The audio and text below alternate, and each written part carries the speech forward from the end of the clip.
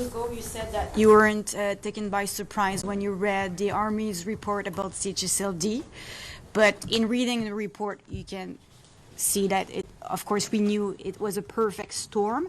As the Premier of Quebec, what's the hardest for you to read between the lack of personal staff members or the lack of training of workers that probably made things worse? Okay.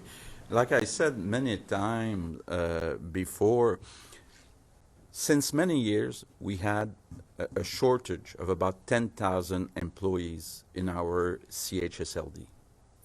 Long time ago.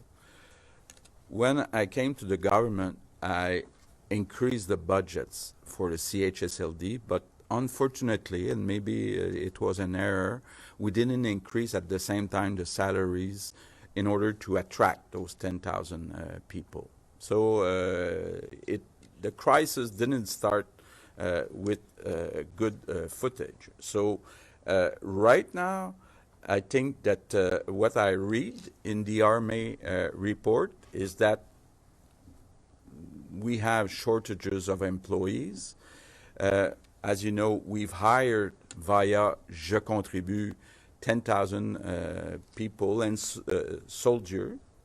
And those people, they are not trained to know how to put the equipment on, when to change the equipment when you go from one patient to the other. So even people from the Army, some were infected because they didn't wear correctly the equipment. So we understand that the lack of personnel is not helping with the protective equipment.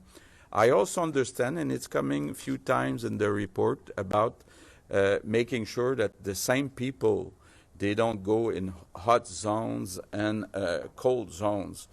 But of course, when you're short of staff in each CHSLD, you cannot ask for people to work only at one place. So it's improving, but still it's very tough. So I think, of course, it was like a perfect storm, like you say, because we had 10,000 people missing right at the beginning.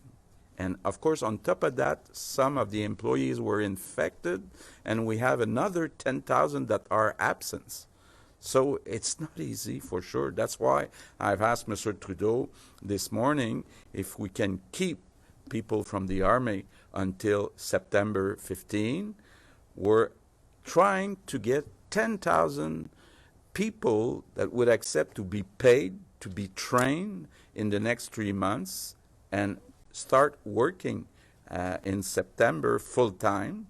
These people would be paid $760 a week during the training and $940 a week after, if they succeed with their training.